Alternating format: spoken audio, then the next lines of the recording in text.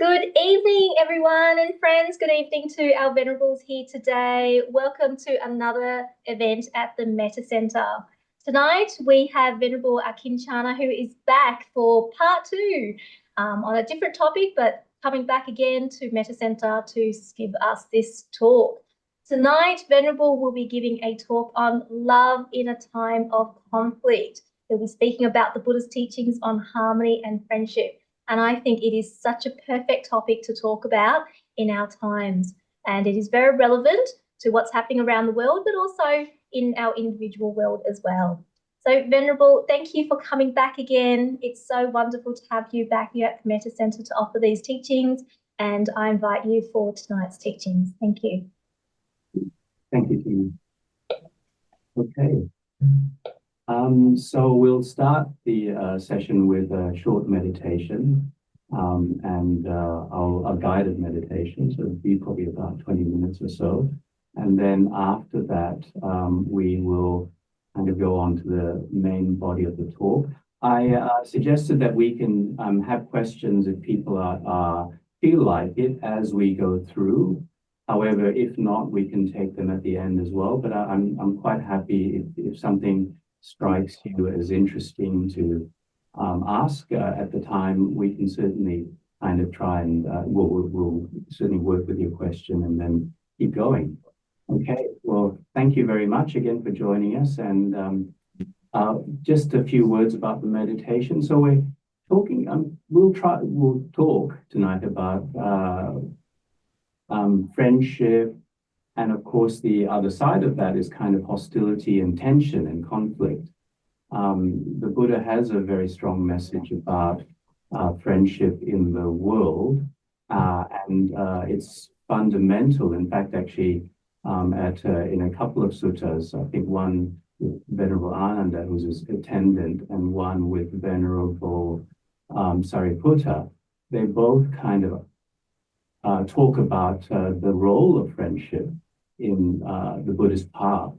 And it's quite funny that, because it's humorous in a sense, because Ananda comes up to the Buddha and says to him, so you've probably heard this before, friendship is half of the holy life or the path of practice. And the Buddha says, do not say so, Ananda. He said, he actually corrects him. He says, no, that's wrong. He said it's the entirety of the holy life or the path of practice for us, which is really interesting, isn't it? It's like, he says, if you sum up Buddhism and the path, it's all about friendship.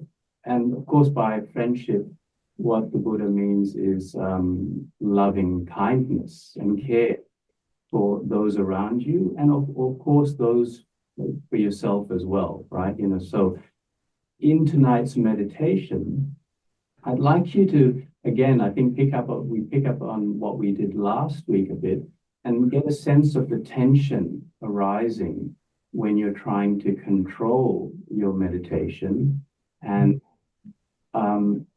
sense that and then try and release it. And one way of trying to release it is to actually be friendly with it, to care for it, to care for yourself when that tension arises, relax into it, to bring up a sense of love for yourself and for whatever you're experiencing, and allow it to just dissipate, which it often does. So when you kind of are able to pick that up early and in your meditation, then the tension, when you realize that tension is building out before it becomes too kind of settled in your practice, and then kind of send it loving kindness, just let your love flow towards it and allow it to settle and kind of disappear, which is usually the result of that practice. Ajahn Brahm, as I said last week, calls that practice kindfulness. So kindness as well as mindfulness, being attentive, being aware, being present, which is the mindfulness component. The kind of clear awareness is called sampajana, which is very much a part of mindfulness practice. So awareness of what we're trying to do, what you're doing at this point in time, the instructions that you've given yourself, and then bringing kindness to everything. So that stops the tension from building, noticing that tension and bringing kindness to that tension. So we'll begin with the meditation. So I'd ask you to kind of find a comfortable, relaxed position, however you're aware that you're sitting. You can close or half close your eyes.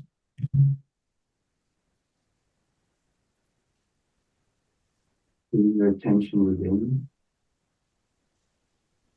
And first we'll do a quick body scan. We'll just go through the body to allow ourselves to ground ourselves and get a sense of how the body is feeling.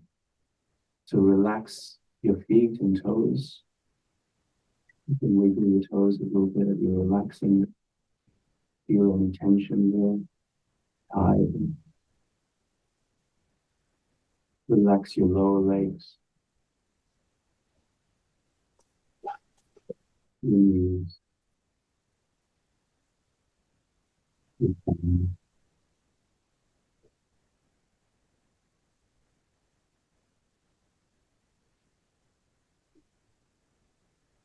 Your hamstring. As you settle into your seat, relax your seat.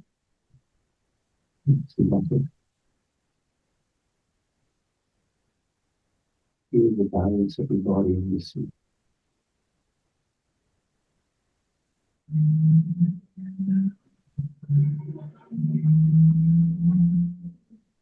Relax your lower back.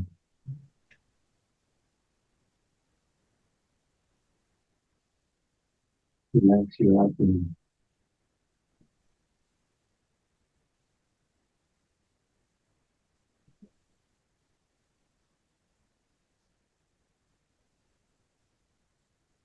Relax your knees.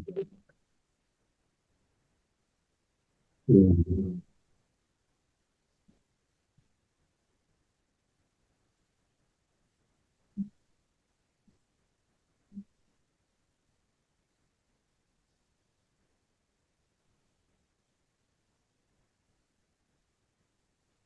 your chest. Feel that you're moving.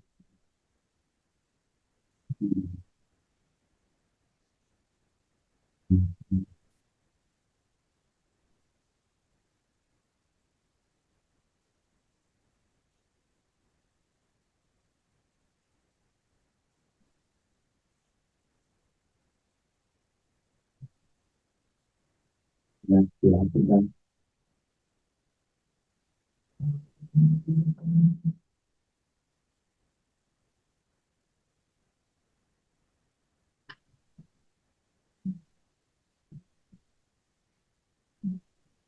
Relax your shoulders. Let them droop down and soften.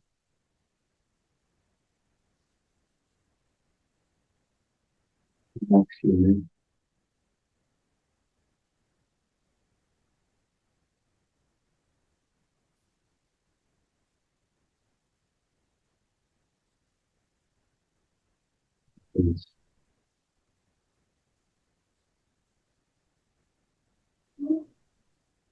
All the way. Sit into the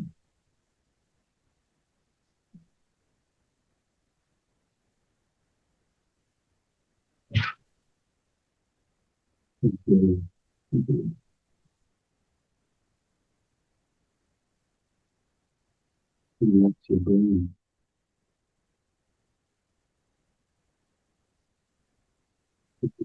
Nothing. Still.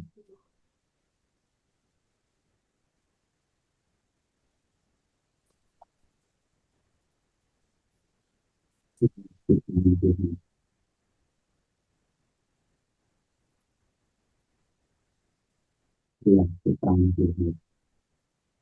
And from the toes, your feet, all the way to the top of your head. Relax.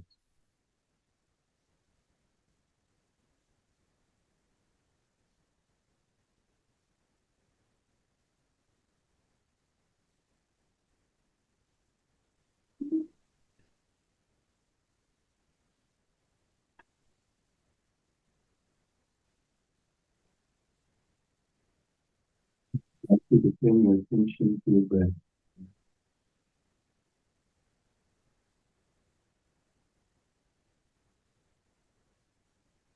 Keep close to it.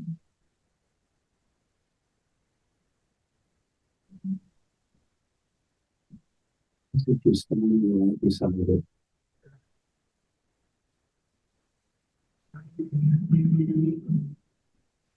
Feel the breath moving in. And it seems it long, a bit short.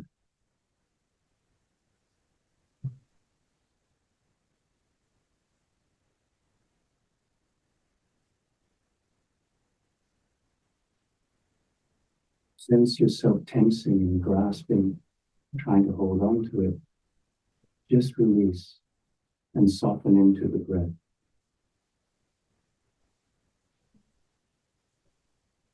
Be kind to that tension. Be kind to yourself.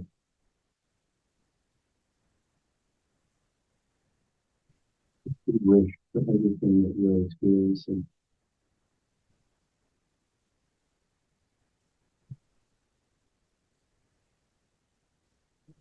Sense the love flowing from your heart.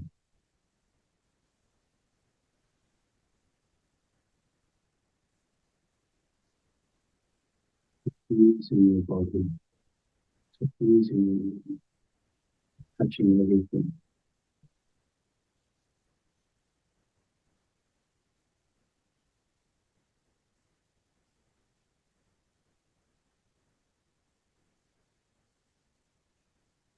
And then one day, you find yourself caught up in some thoughts, sensations or feelings. You remember, just bring it back very gently, your breath. Bring it back to that sense of love and kindness and friendship.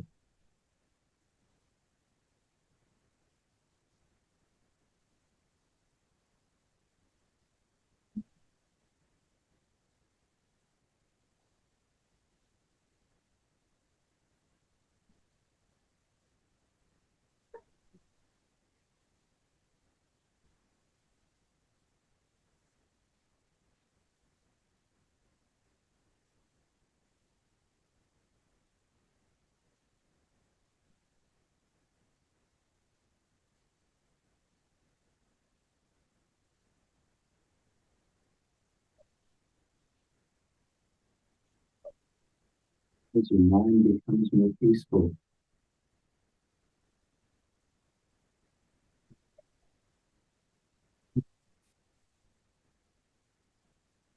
you can feel this beautiful pleasure arising. The pleasure of being kind, the pleasure of love, the pleasure of this experience. And as you get used to it, your mind will want to stay longer with it,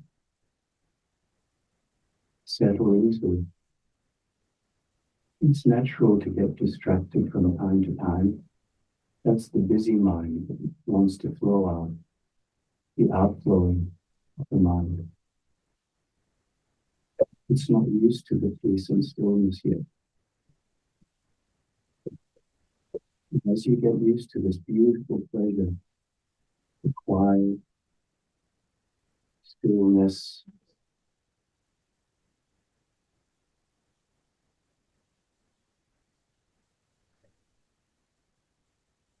you enjoy it, enjoy it, and it becomes easier and easier to stay. Just stay here.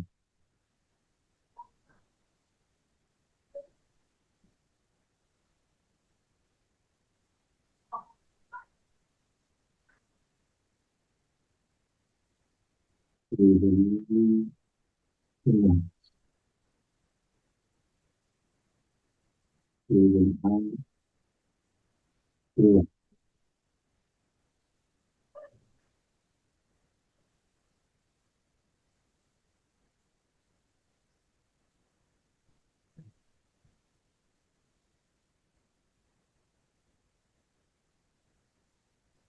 on with your practice. You come close to doing the meditation. Start thinking again.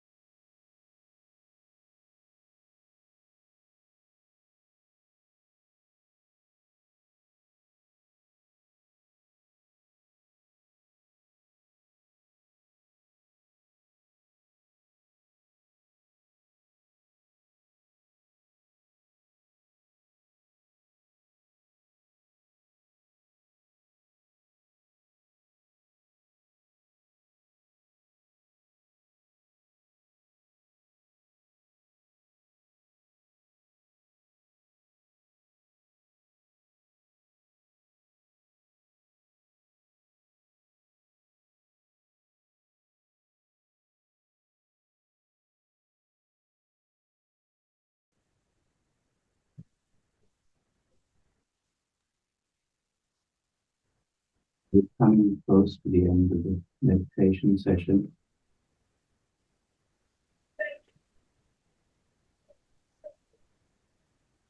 Before we finish, I'd like to take a short while to review the meditation. What's my mind like now?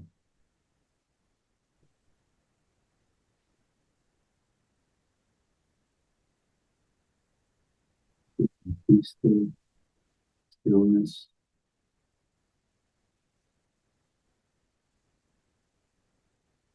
What was it like at the start of the meditation? All the way back, it seemed like a long time ago. Was it restless?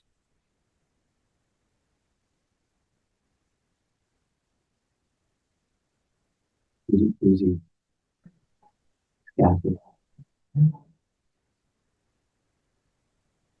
How did it change?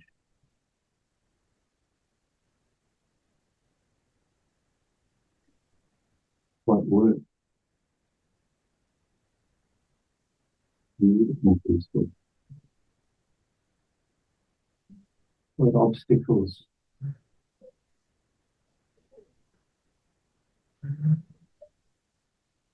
did we find?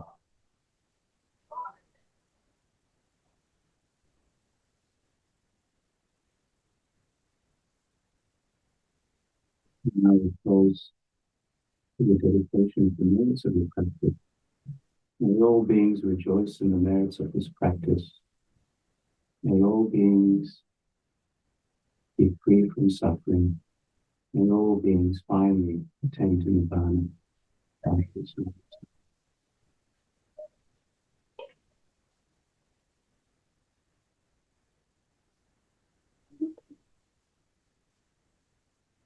Sorry, Tina, is my voice a bit better now? Yes, Venerable. I think if you keep it up, then voice up. Okay.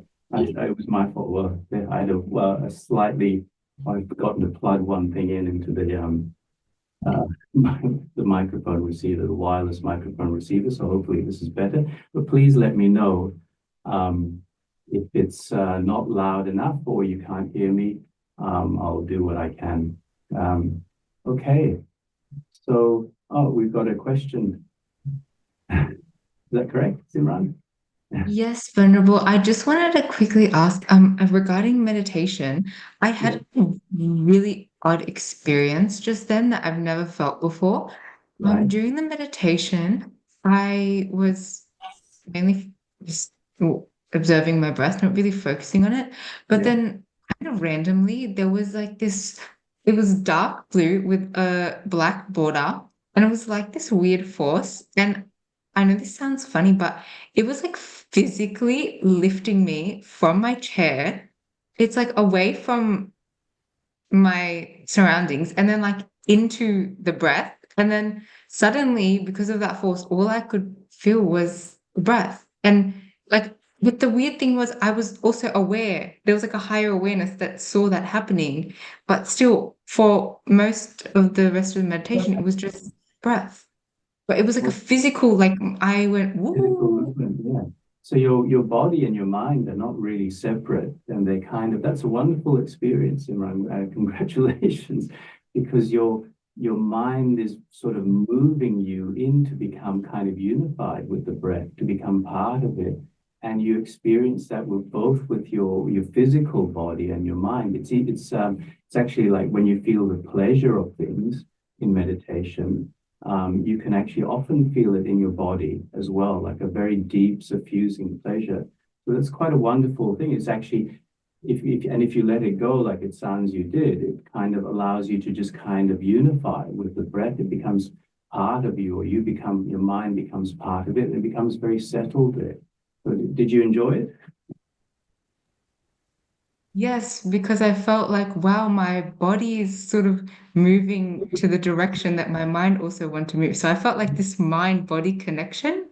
Yeah, excellent. Yeah, no, it's that's kind of natural. Of course, every person experiences these things differently, or can experience them differently. But essentially, what is what can happen as we are mindful of the breath, your mind just kind of is absorbed. And that's why sometimes in meditation, they call it an absorption. Your mind is absorbed into the object, in this case, the breath, and it becomes part of it, or they become part of each other. And it doesn't want to leave, which is a wonderful experience. It actually, that's really when your mindfulness is working. It's actually the kind of result of it is that it's absorbed in that object, it's absorbed in the breath, and you feel often a lot of bliss and happiness, and it becomes still. And that's really kind of one of the gateways to deeper meditation, because once it becomes absorbed like that, it doesn't really want to go out. So often our mind is so busy and not used to that, so it wants to go out, and that's what we call kind of the outflowings of the mind. It kind of pushes back out again and wants to pick up a thought or pick up a memory or get involved in a feeling, and then all of a sudden you have a busy mind again, and there's a lot of I making, I'm feeling this. And what happens is when your mind gets absorbed in the meditation, the sort of I drops away, kind of drops into the background, and sometimes it actually disappears. There's not that I'm making, or I'm doing this, or I'm feeling this is lost. And it's a very beautiful kind of sense of freedom that can arise as a result of that. And Ajahn Brahm, my teacher, says that the longer you can stay in those absorptions, the longer you can just allow your mind to rest in it, eventually what happens, it becomes so peaceful and so still that can go into the jhanas. That's kind of the gateway where eventually jhanas arise. But you have to stay there. He says you have to stay there and get used to that environment, get used to that experience, and so become so comfortable that you can stay there for very, very long periods. And so as part of the kind of practice of mindfulness, it's really seeking to kind of get absorbed into that breath, into relax into it, feel unified in it, and enjoy the bliss. The Buddha calls this there's a beautiful sutta called the Arana Vibhanga Sutta, which is called the exposition of non-conflict. So it's kind of quite suited to tonight's talk. And in that, he actually says one of the really important things to understand is for people who practice about non-conflict is what is the right kind of pleasure to experience in life. The Buddha was criticized a lot actually in his time, because I think I talked a bit about it last week, is that at that time in India, many spiritual seekers felt that ascetic practices, sleeping on beds of nails or exposing themselves to extreme heat or extreme cold, going without food for long periods of time, eating just like a few grains of rice or gleaning from the forest, etc. And that was the accepted practice, and the Buddha followed that for some years, actually, without any success.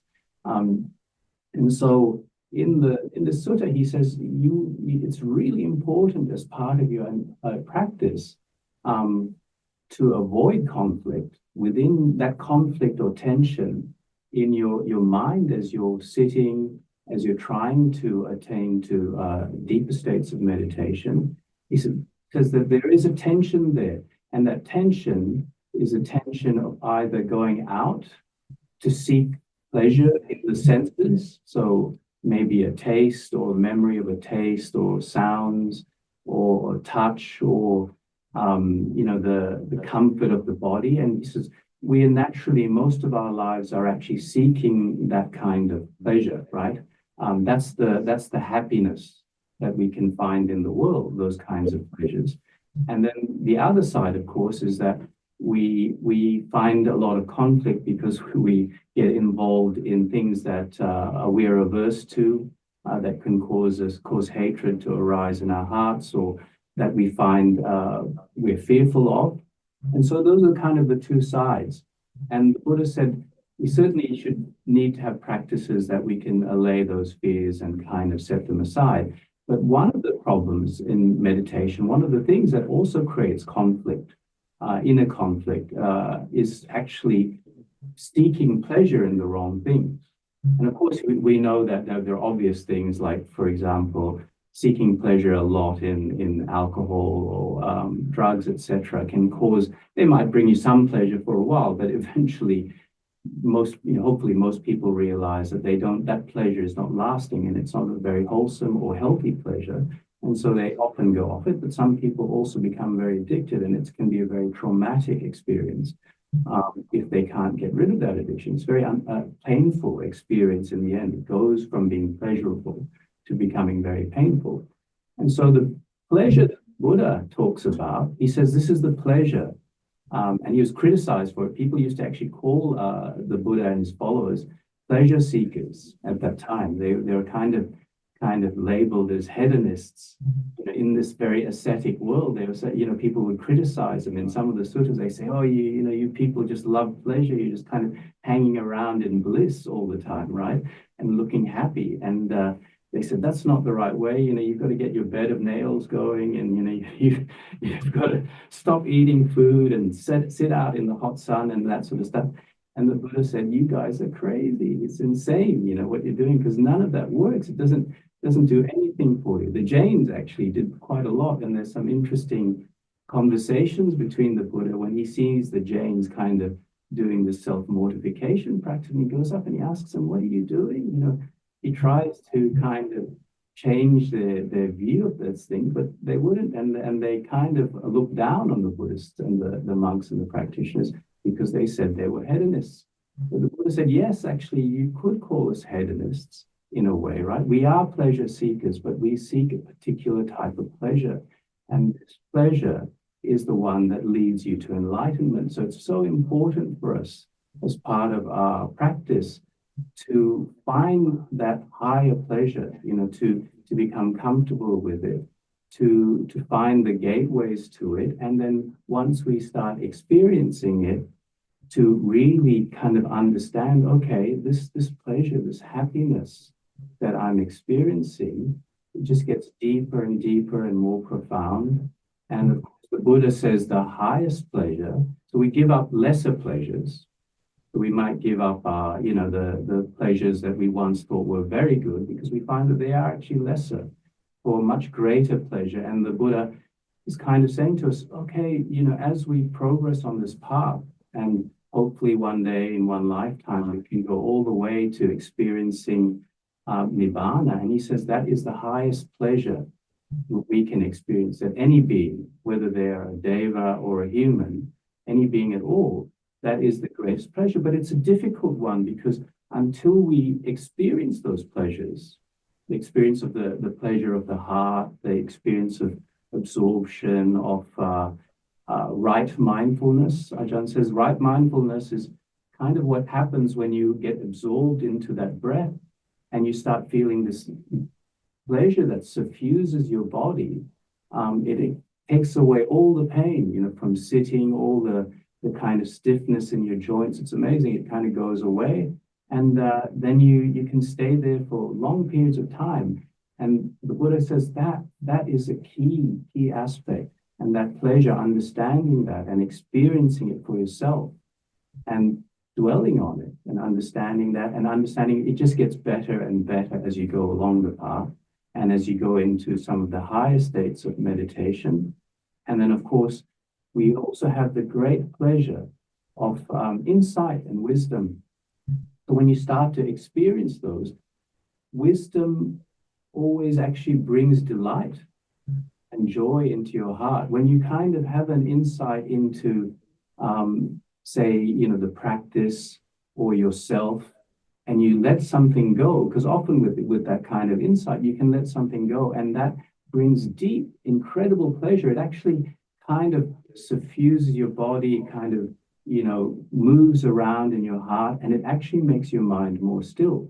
And through these meditations, we have little insight sometimes, but it's really nice to watch out for those, because again, that's very pleasurable. And you have this sense of brightness. And the Buddha says the taste of kind of wisdom in Buddhism it's very pleasurable, and it has one taste, actually. It may be big or small, it might have slightly different qualities, But the taste of wisdom, it always has one taste, and the Buddha says it's like the sea, all the different oceans and seas, they all have one flavor, and that flavor and taste is freedom. So what happens is when you have these insights, you get an experience of some liberation, some freedom, and with that comes this incredible joy in your heart, an energy that arises.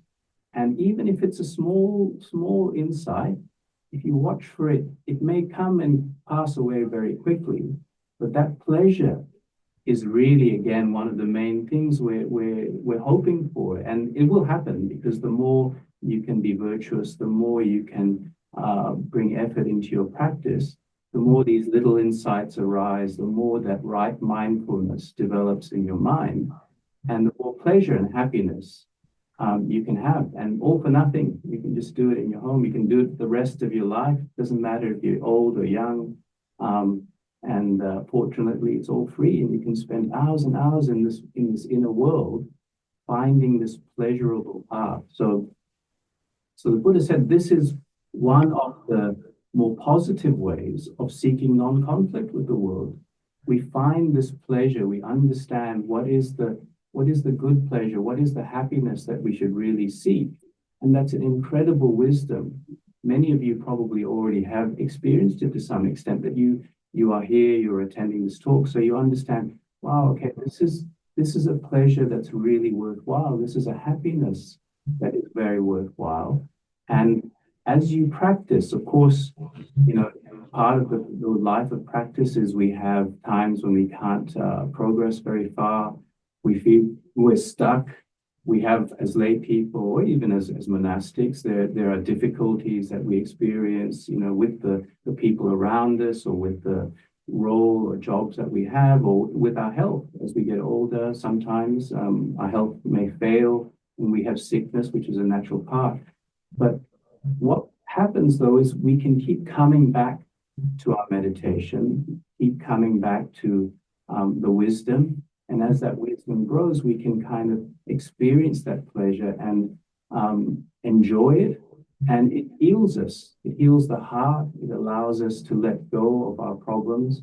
And we find kind of answers often. I mean, even when I was a lay person, I remember once I was having quite a bit of difficulty with a colleague who was a difficult colleague. It wasn't just me, but many people found that person very difficult to work with. And he was sort of a bit symptomatic of the way many of our leaders in the world are now approaching their jobs, and how they want to work with people, or how they perceive they want to apply their power. This colleague was kind of well known for being a bit underhanded, quite aggressive with people if he didn't get what he wanted, and very transactional. I mean, he was very intelligent, actually highly intelligent, probably far more intelligent than me. And one day, we were at the same level. We're both quite senior in our organization, and I was trying to help him with something, and then we had agreed a deal where I was funding something, and then I realized one of my staff came up to me and said, "Oh no, we can't afford that. I made a mistake." So I went back to him, and his whole treatment of me was as if, right, I've got you now, right? This is it. This is where I can show my power over you. You're in my power now because you really need my help, and I'm not going to give it to you. I'm just going to watch you sweat over this thing and be uncomfortable. And I was trying to convince him, and I'd actually kind of done this thing for him anyway to help him. And then I lost my temper. I actually swore at him on the phone. We were talking on the phone. And I went back home that night, and then I kind of slammed the phone down. I swore at him, and I regretted it immediately. I was kind of had this anger attack. And he had got me again. Not only had it was double, or in fact, I had allowed him to affect me twice, once by actually the action itself, and the second time by getting angry with him and then losing my temper and swearing at him. And so I went back home, and I I just kind of got down, sat, meditated. I kind of brought up loving kindness in my heart. I sat for quite a long time. And of course, it was difficult because my mind was like, this guy's terrible. He's an awful person. Look, and I can't believe I put myself in a situation, because I had watched him do this to other people as well. I can't believe I put myself in a situation where I'm in this, I have to deal with this. It's such a big problem. So my mind was making it worse, actually, kind of making it bad, criticizing him, deciding he was the most evil person on the planet, even coming up with schemes like, I can do this, I've got power, I can kind of sort him out. I'll go back tomorrow and do this stuff. And then it just switched. The metta kind of started working, and I realized, what am I doing? This is crazy. I've spent the last like half an hour, 45 minutes in conflict with this person, and he's probably happy as Larry. He's probably very thrilled, his days. This is like a perfect day for me. I've got one over Rohan, that was my name before. And the meditation started working, and I realized, wow, okay, this is crazy. You know what? None of this really matters. And actually, I kind of thought, and I've just got to apologize to him. So I've got to go tomorrow morning, first thing, and go and apologize to him and say, you know what? It doesn't matter. And whatever you need, I will be there to help you, right? And as soon as I made that decision, which required, a bit of effort and courage, my heart just opened up. It became full of ease, and it became still and happy. And I had a wonderful meditation. And it really took that change of actually asking somebody for forgiveness, understanding that I'm not in control of this person, and making the determination in my mind that, well, it's going to take some courage. I'm going to have to go and eat humble pie tomorrow morning. Ask him for a meeting face to face, because I said, I'm going to apologize face to face, not on the phone. And I've got to ask him, get down, sense on my hands and knees, beg him for forgiveness, and then say, look, I will help you. I can, that's fine. You don't have to do what I've asked, and please let me know if I can help you do something. How can I be of service to you? I did it. I called him the next morning, and I could sense immediately, because I said, can I come and see you? And he said, I'm a bit busy. And I said, no, it's really important. I need to see you. And he was a bit surprised, because I wouldn't tell him why. And I said, just 10 minutes is all I require. And I went to see him. And he was looking at me, giving me strange looks, kind of not expecting at all what he just didn't know what because the last thing he heard from me really was that my swearing at him and telling him off, right? So I kind of came into the room, and I smiled, and I said, I went straight into it. I said, I have to apologize. That was kind of completely unacceptable, my behavior yesterday. It was wrong, and it was counterproductive. And I said, I'm really sorry. I didn't offer any excuses or anything. And I said, please accept my apology. And please know that if there's anything I can do to help you or any member of your team, I will do it. I will really act into your welfare. And he was shocked. He couldn't say anything, actually. And then I said, okay, well, I said, thanks again for giving me the time. And I walked off.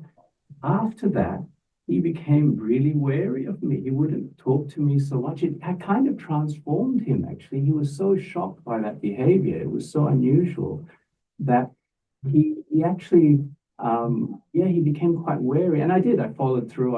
I was very courteous after that to him and made a big effort. But it changed him. And so hopefully maybe it actually brought some idea of question in his mind about his own behavior. And certainly it helped me a great deal. So why I'm telling you that story, hopefully it was interesting, is even in lay life, there are these battles that we wage, right? In terms of our day-to-day life. Well, he wasn't an evil person at all. That's just his character, actually. That was the way he had become successful in a kind of dog-eat-dog world, and that was the way he worked, and he had been rewarded for it. And so that was kind of his karma, actually. That he had some good qualities as well. And so he was obviously very intelligent, and many of the people in the company liked him. So it was kind of a one-sided view I had. But as we go through life, we have those conflicts. sometimes with ourselves, sometimes through that cognitive dissonance that we tend to have. That's a common feature of most beings, is that we believe in certain things, but we actually behave in the opposite way, right? And say, yes, I believe in kindness, but then the next person comes like, shut up, I'm trying to meditate, right? See, I'm busy. So we have that kind of tension within ourselves, and actually part of the path of practice and wisdom is to see those kind of sources of conflict within ourselves, and also to kind of recognize that we're not so different from other people, and to try and bring in practices on the Buddhist path, trying to bring that into our meditation. So, when we are having difficulty in our life, we can bring that into our practice, sit with it, and try and kind of really investigate and watch it and be kind to it, kind of just allow it to be there and just keep bringing that kindness back again and again. So this world at the moment, it does seem, I don't read the news that much, but of course, when people talk to me, my family and friends, I think some of them are in shock, what's going on. They see terrible decisions, people behaving very aggressively, a lot of unkindness, a lot of brutality. There's obviously a lot of terrible wars on in the world at the moment as well. So it's quite easy to become quite shocked by it, and even depressed by all this kind of conflict that's flowing around the world at the moment. And some people tell me, oh, it's the era, the kind of age where things just get worse and worse. So that's kind of a natural reaction. You look at these events, the things that are happening, it makes you feel a little bit anxious, or quite anxious. You actually feel sad about it. And it becomes, if you allow it to stay with you, and if you allow yourself to spend a lot of time thinking about it, of course, it's very unwholesome, because it makes you depressed, actually. It makes you sad, and it makes you lose confidence that there is goodness in the world, right? And so it's kind of a conflict. You're not only seeing the external conflict, but you're actually seeing the kind of, that sadness is actually an internal conflict. So one of the things the Buddha says is when we are practicing mindfulness, one of the things that stops us from actually finding, centering with the breath or the object, finding that happiness, is actually either a great desire for the world or worldly things, or a great aversion, a sense of suffering with the world. And those two things actually are part of the requirement. So if you go to if you're interested, if you go to the sutta, then you can actually see that there are kind of 4 things that are required as part of your meditation practice. And one of them is actually trying to get rid of that conflict, right? Or trying to allow it to dissipate, finding the right tools to allow that conflict to go away. We have a sort of atapi, which is diligence, or actually it's not quite. Diligence kind of implies, okay, I've got to work hard, I've got to be really, put lots of effort into this. Actually, that's kind of not, that's the wrong diligence, or the wrong idea of diligence on the Buddhist path. The Buddha actually saw the diligence, or what he actually described it as, diligent in bringing up wholesome states of mind and abandoning unwholesome states. So he actually talks about, when somebody asks him about ascetic practices, he says, yes, I agree. I think ascetic practices can be good. And the ascetic practice I do is I mortify unwholesome states of mind. I actually get rid of them. I'm ascetic to those things, right? Those are the things that I don't want in my mind. And what I try and do is bring up wholesome states of mind. So that's the kind of diligence he wants us to keep, kind of having that view of watching and trying to abandon unwholesome states and try and bring up wholesome states of mind and sustain them. That's what the Buddha means by diligence. And then not actually forcing things. And of course, to do that, we put in the right things in place, which I'll go through in a few minutes. So we kind of have to put things in place, try and make our minds, or try and introduce things into our mind, and that's how we are diligent, rather than trying to control the mind. And then what we have to have is sampajana, which is clear awareness.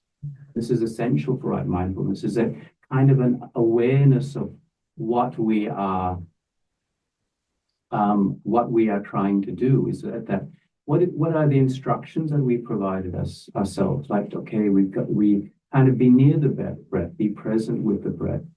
We understand, okay, we are trying to be diligent in trying to undermine or abandon unwholesome states. We have clear awareness of these instructions, and when we lose our object, we remember eventually. We know, oh, okay, we've lost the object, we've drifted away.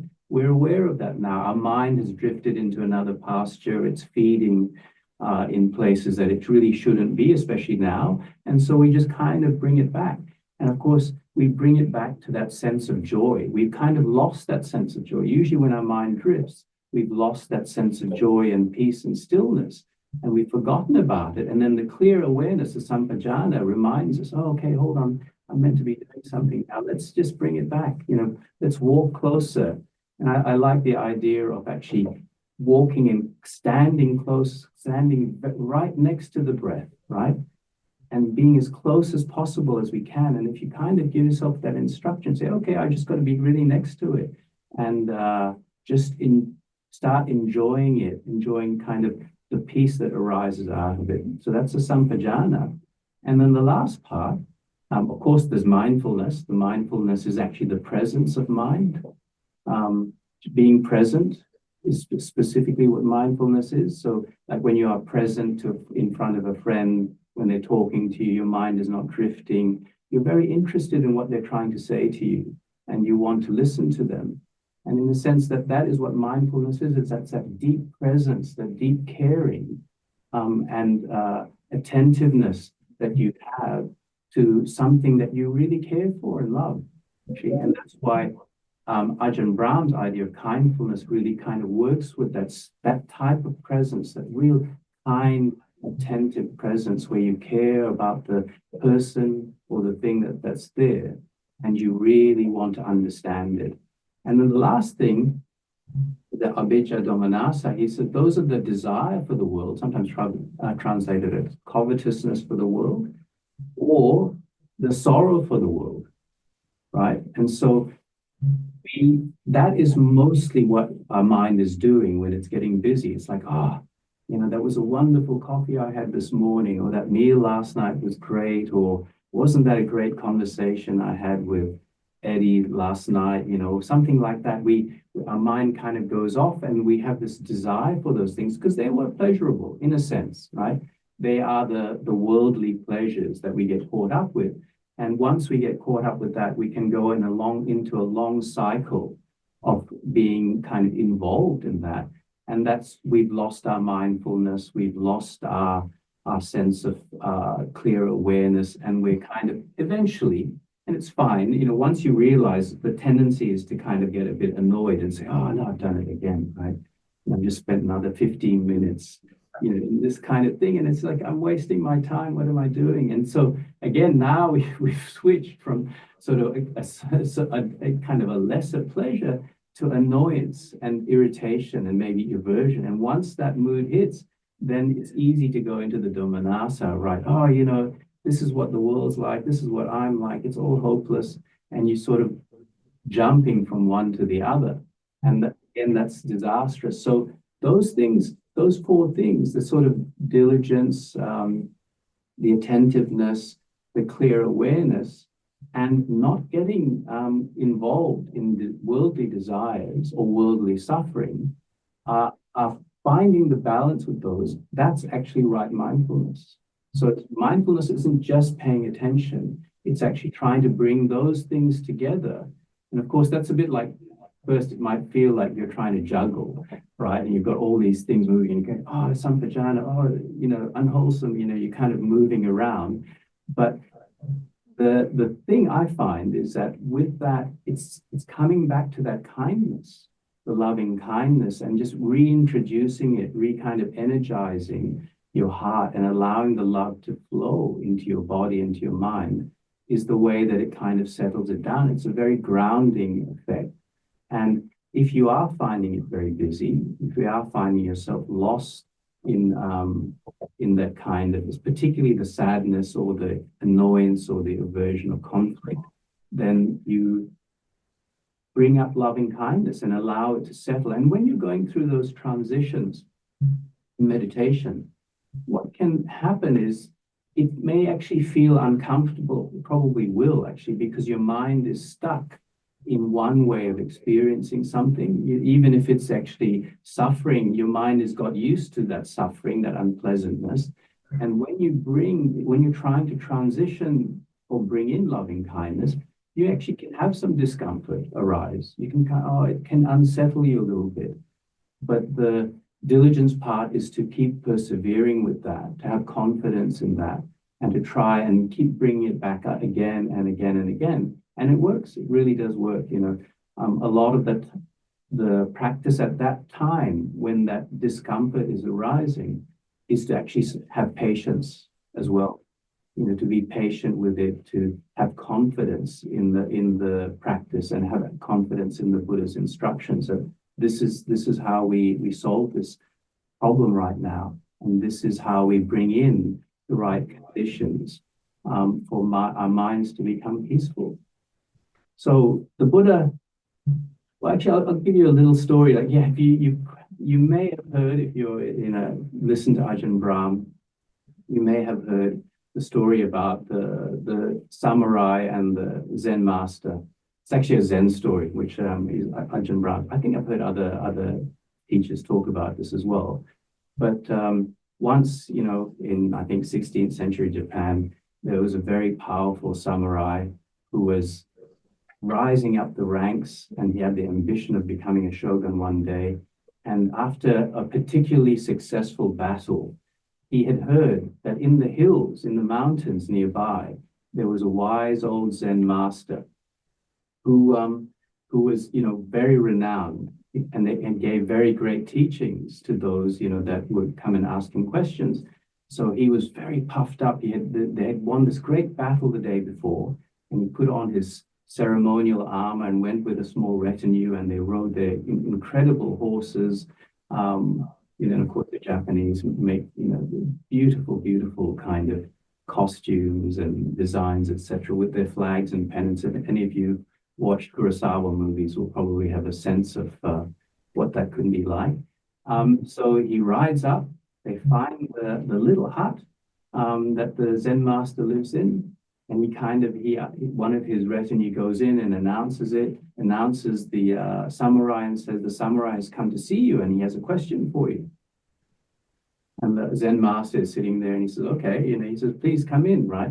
And so the samurai comes in, and there's only room there for 2 or 3 people. Not all some of his retinues outside, but a couple of his followers come in with him as well. And he bows down, is respectful, and then he gets up and stands up again, and he asks him, Master, I want to know, is there heaven and is there hell? Do those things really exist? And the Zen master looks at him. He just kind of looks at him for a while. He doesn't say anything, right? He's just looking at him. And then he says, you're too stupid to understand anything I can tell you. I think you should just leave, right? And the samurai is shocked. He's kind of so shocked that initially he does kind of walk down the steps. He's starts to feel a bit embarrassed because he's just been, mortified. He's just been insulted by this little wrinkly old man, with kind of patched robes, sitting in this stupid, ugly hut in the middle of nowhere. And as he's walking down, he gets angrier and angrier, and then the rage starts building in him. And he becomes incensed, and he thinks, how dare he? He says, I'm a master of all the lands I've surveyed. I've won every battle I've fought in. I'm considered so wise and judicious by my retainers and followers. This is outrageous. And he runs back in, bursts in, and he whips out his sword, and he puts it against the Zen master's neck. He says, why shouldn't I chop your head off now? Tell me one reason. And the Zen master just looks at him very calmly and he says, that's hell. And the samurai looks at him and he's stunned by this insight. He realizes, oh God, he's completely correct. And in that kind of insight, as I said earlier, that insight kind of brought him happiness and bliss. And he drops his sword, drops to his knees, and he bows to the master. And the master looks at him and he says, that's heaven. So heaven and hell exist for us, right? As I said, even my heaven and hell with dealing with an errant colleague or a difficult colleague, we experience these kind of these conflicts in our life and these great difficulties actually as we go through. But when we have reverence for things, when we can understand, when we have insight into that our mind is creating them through its reactions, these heavens and hells, right? And for many people, actually, these hells they are real in a sense, right? There is hell on earth for some people.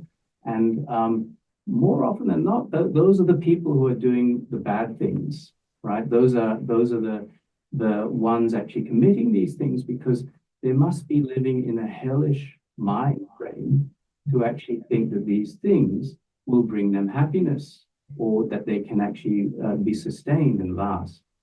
But this is actually what the Buddha tells us. The Buddha actually says the cosmos, the universe, is a moral one.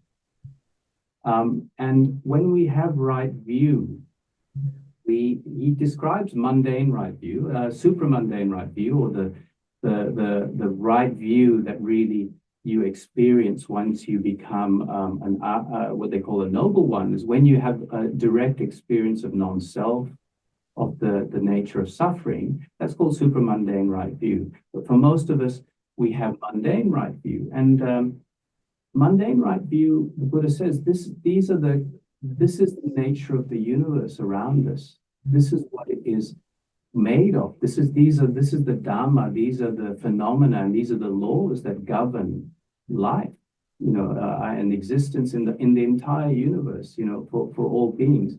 And the first one he starts off with is that there is what's given, what's offered, and what's sacrificed. So Buddha starts with generosity, that there is generosity, that these things happen actually, that there are people and beings who are drawn to this. We sacrifice our own interests, sometimes what we would like to do, our own pleasures, to help others, right? We experience that in our life. I've certainly experienced that from our mothers and fathers who make many sacrifices, our family members and friends, to help us, give us their time.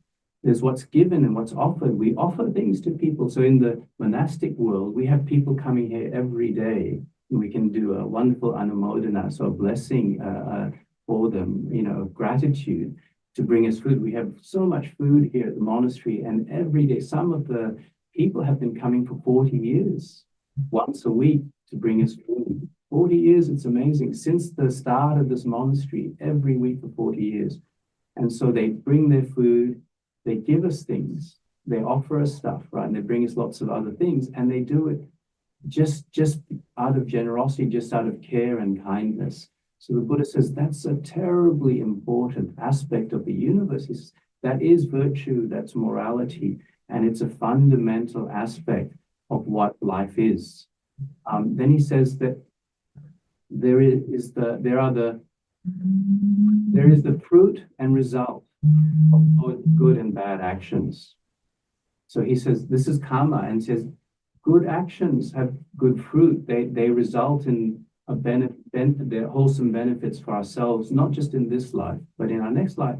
And there is a result of bad actions. We can't escape them. We can't, even if we ask for forgiveness, which is a good thing to do. That's good karma when we start asking for forgiveness.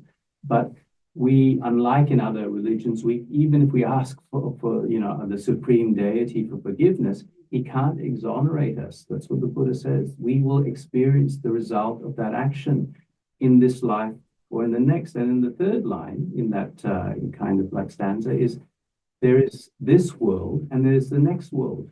And this is an essential and critical kind of component of the Buddhist understanding of the cosmos and the universe is that this world means this life, the next life. So there is always a this life and a next life until we become fully enlightened, right? So rebirth, continued existence, and that's why you think you might escape the consequences of your bad karma, your bad actions in this life, but it's waiting for you in your next life.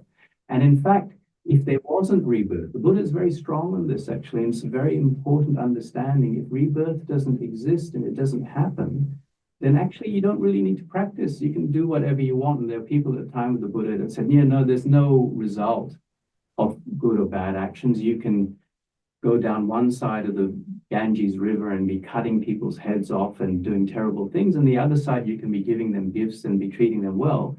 And neither will have any impact on your either this life or the next life.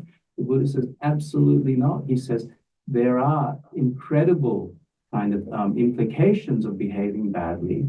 And some of those you will experience, or if not all of them in this life, because we still have some good, maybe some good karma maturing and coming into your life from past actions.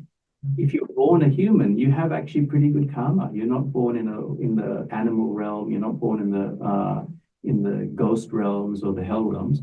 So you actually have pretty good karma. The inclinations are to experience very good things in this life. You have the basis to do good things. You have the basis to be good, generous and kind, and you have the basis to develop wisdom. But you can't escape the negative actions. And so when we think about people, sometimes we can actually, I know that there are some Tibetan masters that say that we should actually be even more compassionate to the perpetrators. We should, of course, be extremely compassionate to the victims of crimes and terrible acts. But from a Buddhist perspective, it's far worse for the perpetrators, because the consequences for them, and they're not aware of them, they don't believe in it, they're so deluded that they don't believe that these consequences await them, but they have consequences that will impact them in the lives to come. And sometimes those consequences can go for eons. And I'd like to tell you a little bit of a story about the Buddha. So I think last week I talked a bit about how the Buddha said, the Buddha became the Buddha because he had explored all conditioned phenomena. Other arahants sort of extrapolate a bit and they think, oh yeah, okay, this is true. I understand now, and I understand from what the Buddha has taught me that there is suffering in any type of existence, and therefore they have given it up. But the Buddha, he becomes a Buddha because he's so thorough and he has gone through all these different lives and existences and he remembers them. And so once the Buddha was in a hell realm, he tells us that in the suttas, right? And this story I was told by a wonderful Tibetan monk, Wangyal Pema Tulku. I was very lucky to see attend a talk by him. And I think this is a common story, but they say once the Buddha was in a hell realm, and he was yoked to another beast of burden. He was a beast of burden, and he was yoked to a beast of burden. And he was all day, almost all day, except for maybe 1 or 2 minutes a day. And they were whipped and forced to plow this muddy, heavy field.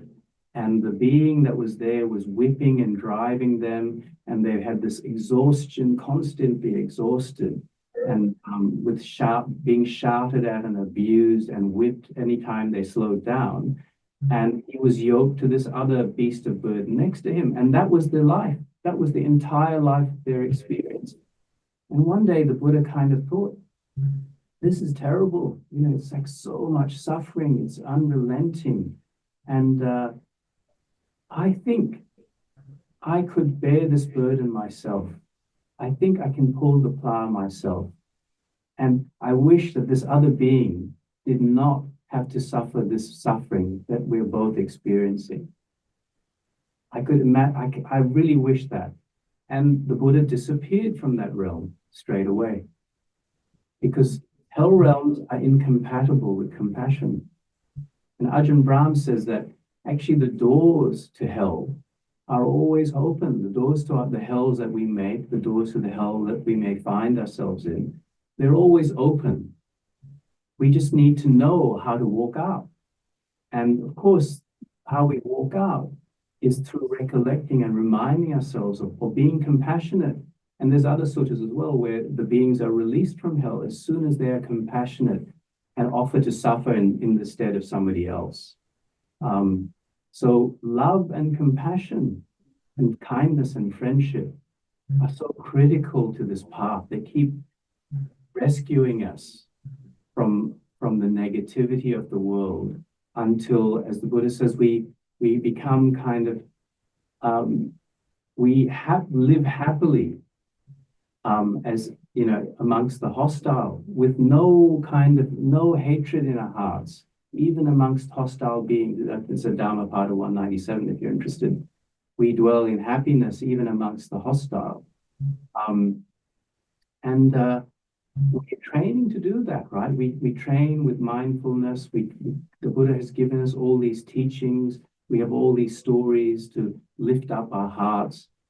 And as we go through our lives, we become better and better and more skillful at bringing love and kindness and compassion into our own hearts and to offer to the people around us to make their lives different, to help them find peace as well. And the Buddha said, once you are able to let go, he said, if you are able to let go of all the kind of holding on to what arises in your mind. This is in the Madhupindika Sutta. It's a very beautiful sutta. He said, he talks about non-conflict, how he's not in conflict with anybody in the world. And he says, if you are able, if whatever arises through the senses and in your mind, if you don't find anything there to hold on to delight in or grab onto, then that is the end of the underlying tendency to lust, to aversion, to views, to all the judgments that can arise, the negative judgments in your mind, to doubt about the teaching, about the path, to conceit, which is a difficult one, to this strong sense of I, to desire for being. You stop kind of wanting to do and be and exist anymore. You don't need anything beyond that. You have deep contentment. And to ignorance, all these things, all these underlying tendencies stop. And he says, to resorting to rods and weapons, to harsh words, to recriminations, all these evil, unwholesome states stop right there. It's there in our heart that these things stop. And it's through this practice that all this conflict stops. And as Ajahn Chah says, once we let go completely, we're at complete peace with the world. All our troubles with the world come to an end. I'll stop there and let anybody who wants to comment or ask questions, please do so. Thank you so much, Venerable. So many gems in that talk, and also love the stories. And I love how you started with answering Simran's question. Very good question, by the way, Simran. And then you used that as the basis for your talk. And it was just absolutely spot on. So thank you so much for the talk tonight. We're now going to open for any questions in the time that we have left. So I see that Johnny has his electronic hand up. So take it away, Johnny. Just unmute yourself. Thank you so much. Can you hear me okay? We can, maybe just a bit louder. Okay, yeah, I can absolutely speak louder. Thank you, Venerable, for the really fascinating talk. I want to get your perspective on the role of activism and how a Buddhist perspective on activism might align or potentially misalign with aspects of the Noble Eightfold Path, like around right action and right speech. There's something I've been grappling with, particularly in like the workplace example, is if there's actions that other people are doing that are wrong, by undertaking processes to sort of bring attention to those actions, we are bringing harm to that person who might be committing those actions. Mm-hmm. So how do we sort of balance the, I suppose, need for justice or need for undertaking things that are morally right for the greater good with the fact that they might actually lead to negative consequences for particular individuals? Yes, yeah, it's a very good question. So again, in that the Sutta of non-conflict, the Buddha talks about how to avoid with our speech or pointing out when people are doing things wrong. When we understand that, he actually says we should avoid extolling and disparaging groups or individuals of people. But what we can do is we can actually point out the harm. So we kind of say, well, okay, if somebody is speaking cruelly, instead of saying you're speaking cruelly or these people speak cruelly, they say cruel speech is harmful. It hurts other people's feelings. It causes a lot of harm and disharmony in the world, and it actually leads to your own suffering because it becomes a habit, and you might find. And then what happens with cruel speech? It can actually invade our homes. It's often in our minds, etc. So he calls that teaching them, talking about the Dhamma actually, but without actually specifically citing the person. He says, try not to disparage them directly, or say these kinds of people, you people, etc. He says you're making it less not personal, but you are actually pointing out the harm. And he kind of talks about right speech in general. Of course, right speech is a very important path factor. What's interesting about in Buddhism is the Buddha says very clearly that even if something is true, and factual, if it's not beneficial, he says we should avoid it. We should avoid true but unbeneficial covert or overt speech. He said we should avoid that because if it's not maybe the appropriate time, or it's going to actually cause more harm, it could cause more conflict rather than reduce it, with the nature of people. So he says we have to find the right time and the right way, and not disparaging is a good way, trying to kind of talk about the harm that's caused, by these kinds of behaviors, the harm, and also trying to, even if something is true, sometimes we just have to accept that it's not the right time, or this is not going to be beneficial until we find the right way of saying it. Great. Thank you so much. I really appreciate that response. Thank you, Venerable. Venerable, another question online. Could you please advise how to be skillful with giving unconditional love to people in a world where negativity, anger, and conflict are normalized without coming off as idealistic, naive, young person who doesn't really understand the real world? Okay. Yes. Yeah. I mean, look, that's exactly right. Sometimes we think, oh, am I really going to be kind to that person, or can I just be very overtly loving or caring, and that person is just bashed me, or just said terrible things, or is doing terrible things, and people around me think you're crazy, and actually, in fact, most of us probably have. I know when I was growing up, and as a male, and going through that kind of early life experience, particularly teens and young adulthood, there is a great sense amongst males, certainly, that you've got to be clever and tricky and a bit hard with people, right? Don't take any nonsense from people. People who are too kind, the world will trick you and abuse you and manipulate you, and you'll have a terrible life. And that's actually but it goes against in a sense, what the Buddha says the cosmos is like, right? He kind of says, no, those things have a terrible impact on the others. So how do we deal with that? Yes, actually, we can still be kind, but say no, and still point out that we are rejecting abuse, right? So we don't have to even though we have a lot of kindness in our hearts, we can still have the wisdom, the clear awareness to understand I'm being manipulated here. And that's really the very difficult part, is when people are maybe abusive and then kind and abusive, and you go through those cycles, right? That can happen in relationships, friendships, etc., where and the gaslighting that can, that term where people then actually say, it's no, you're the one that's causing these problems, etc. So you have to actually have wisdom as well, to understand, actually, I'm being manipulated and this is an abusive relationship, but how do you end it? Or how do you change it? And sometimes you also have to recognize that actually I understand that this is a toxic relationship, or this person is not the kind of person that I want to associate with. In the Mangala Sutta, the first line of the Mangala Sutta is, do not associate with fools. And by fools, the Buddha generally means not kind of stupid people, but people who aren't generous, who aren't kind, don't have your best interests at heart. He says, don't associate with those people. So actually, distancing yourself from people like that is fine, it's good to try and do it in a kind way.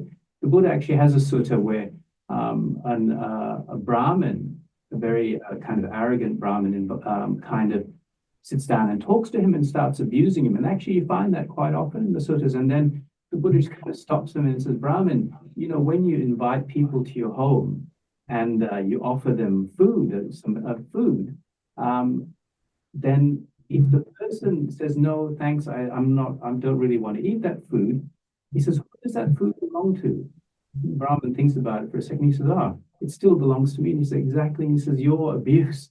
He says, I don't want it. I'm leaving it aside so you can keep it for yourself, right? And so that's kind of mental attitude, but we still try and do it with kindness, right? So rather than responding with aggression, which will again kind of torment us later with anger, we can try to find a kind way of doing it. And we don't have to explain ourselves. One of my teachers says, you don't have to explain everything to somebody else. If you can say, look, actually, I'm good, done, this is finished. Thank you very much, and it's all over now. And so that's actually enough. It's kindly stopping something, it's kindly helping that other person not abuse you any longer. It's setting aside the manipulation. Ajahn Brahm this is quite an old story. I remember he came to Sydney once, and then I think one of the supporters, it was one of those fundraising events where we had a food fair. And people come in, and it was a fundraiser. And a man had come into one of the stalls, and he had kind of said, "Oh, can I, have some of this and that?" And the woman had said, "Okay, that'll be, I don't know, $5 or whatever it was." And he said, "What?"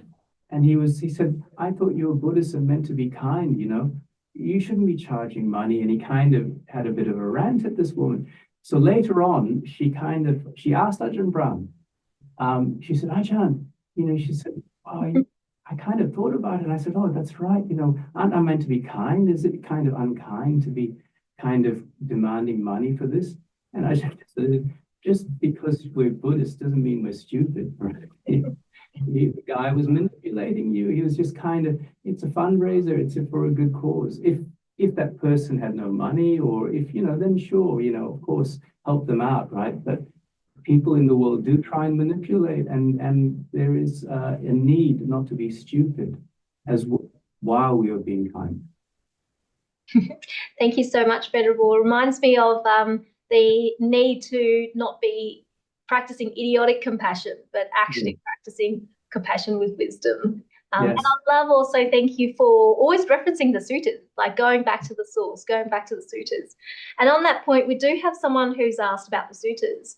And this person has asked, as a monk, how do you study the suttas? Like, do you start at number 1 and you read one a day? Are talks given to all the community in a set order? Are there discussions being held? And how do a lay person do this task at home? What are the steps that can be taken by a lay person? Okay, so yes, as a lay person, I just sort of read randomly and jumped around. There's thousands of suttas. So it's a bit tricky to find some kind of balance, or find your feet actually as you're going through them. In terms of in the monastic life, we do actually have sutta classes, particularly during the rains retreat, where we kind of delve into the suttas. And sometimes you can actually find Ajahn Brahmali's style of teaching. He's one of the senior teachers here. His style of teaching is actually to teach directly from the suttas and allow you to kind of deepen your understanding. And he chooses, obviously, suttas. Sometimes people make suggestions. Ajahn Brahmali can actually spend like 20 classes on one sutta. So he goes into them in great depth.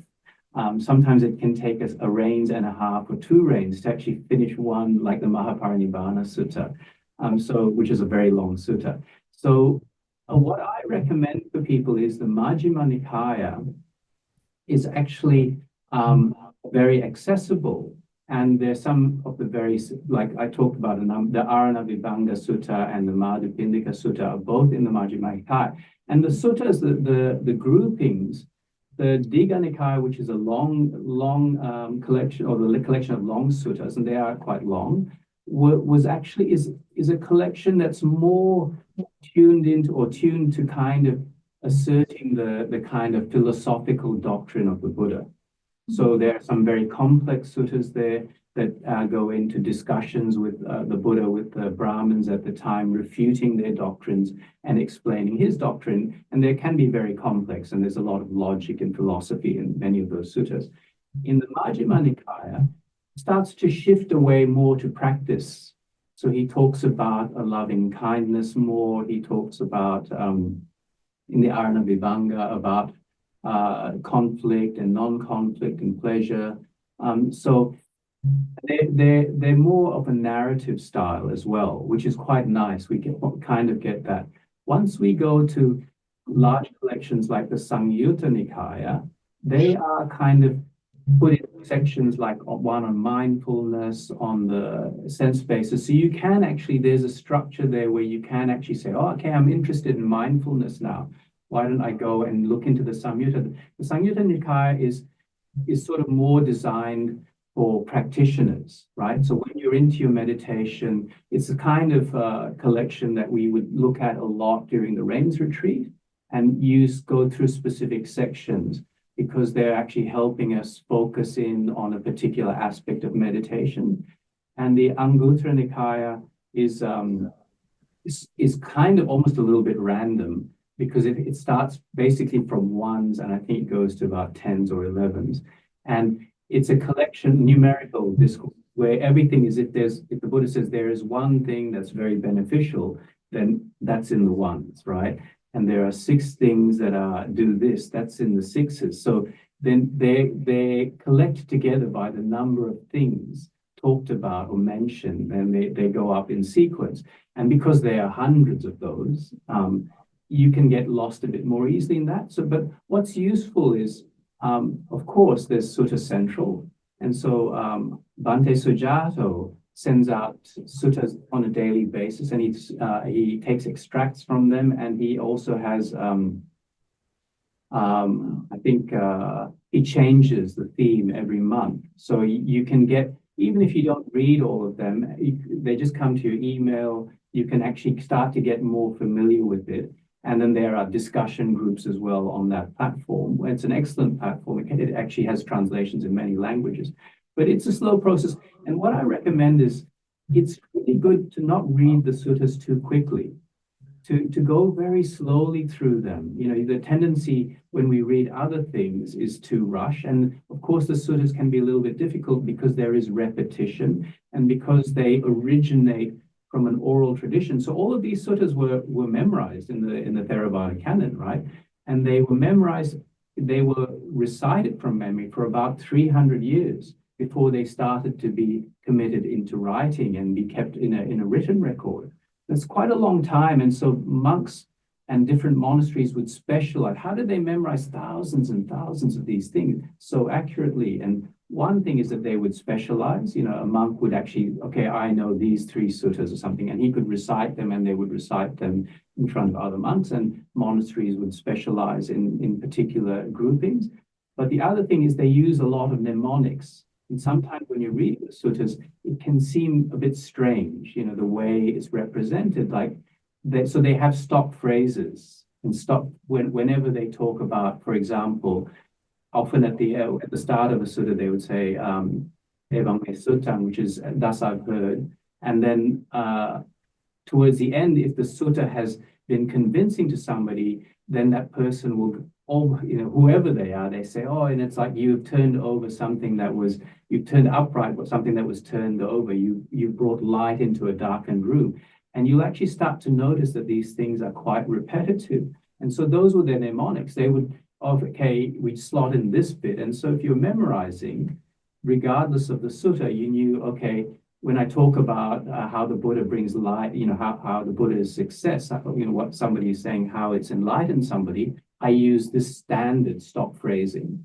And so that becomes something that once you become familiar with it, it becomes a little bit easier. But please try and read them slowly and go back through the sutta, which is what we do, and kind of, did I really understand? And sometimes I have read suttas many, many times, and then when I go back to it, I finally sometimes understand something or see something that I didn't see before, and then I begin to understand that teaching in a much better way. Thank you so much, Venerable. Thank you for not just answering these questions so well, but also your talk as well. It's been really informative, and I think that there's a lot of gems in there. And the fact that we've got this recorded, it also means that we can go back and watch it later on as well. So thank you so much, Venerable, for 2 weeks coming to the Metta Centre and offering your sharings of the Dhamma. We are very, very grateful. Can we now invite you for a dedication of merits or a closing for today? So I offer these words for your reflection. Hopefully they inspire you or lead you to look into the teachings, look into the Dhamma more, and make it a part of your life. It's so wonderful, this Dhamma that the Buddha has brought to us. And we are actually in a very lucky age, in that even now 2,500 years after, this Dhamma was kept very intact, through that memorization process and by the effort of many people, including up to now where we do our best. I probably make mistakes, so please forgive me for that, but we do our best to represent the Dhamma as closely as possible to how the Buddha taught it, and to try and bring that forward and to make it available for people. And the more that even you are able to do that and bring it into your life and practice, and then share it with others, if they are interested, of course, not if they're not, and to be available to answer and be an example to the people around you. That's really the path of practice, and that's why this path and this teaching is sustained, for longer, hopefully a long, long time to come. So thank you very much for your attention. I really appreciate it, and hopefully you continue to enjoy your practice and attend these talks. And yes, I just share the merits of this teaching, this practice, your attention, giving up your time to be here. Share this with all beings. May all beings kind of basically have the ability to connect with the Dhamma. May all beings benefit from the merits of this practice. May all beings benefit from the love that you develop in your hearts and that you share with others. May all beings be free from suffering. May all beings finally attain to Nibbana. Thank you so much, Venerable. And thank you to everyone who asked questions and contributed to this evening. I just want to also recognise how kind this community really is. It's just really lovely to have that kindness and support flow, and you can see that from the comments and the support in the chats, as well as also on our WhatsApp forum as well. If you're not already connected with our Metta Centre family, then you can also join us on WhatsApp, where we share and we have conversations there and share news about not just Metta Centre events, but other events as well. You can also get updates from our newsletters, Facebook, Instagram. You can watch our videos on YouTube. So many places for you to be able to learn and be a part of this community. We also have various events that's coming up as well. So this Wednesday, we have Venerable Akiñcana, who will be giving a talk at Parramatta.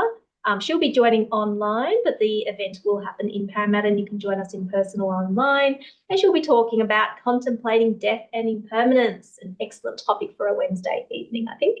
And then next Monday, you're welcome to join Bhante Joe again, who will be giving a teaching online on Mindful Monday. So he's always here once a month, and so you can join for that too. And we have some special events coming up. We have a 2-day urban retreat, so it's non-residential in the city, and that's with Venerable Vimulka, and that is a free event on the 17th to the 18th of May. We also have Venerable Ajahn Brahm, who is joining us and visiting from Hong Kong.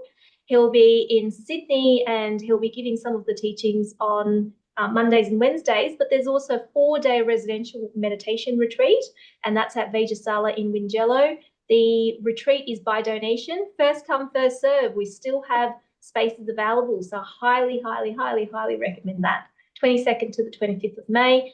And Anagarika and the Santi nuns, they also run monthly workshops at Parramatta on the last Sunday of every month. We also have yoga classes on Tuesdays. If you would like to join any of those events, then you can find more information on our website. So thank you all so much for joining. Thank you again, Venerables, plural. We're so blessed to have Venerables join us for tonight, and of course our Dhamma friends as well. Thank you, everyone. I hope to see you very soon. Good night. Thank you. Good night. Thank you. Good night.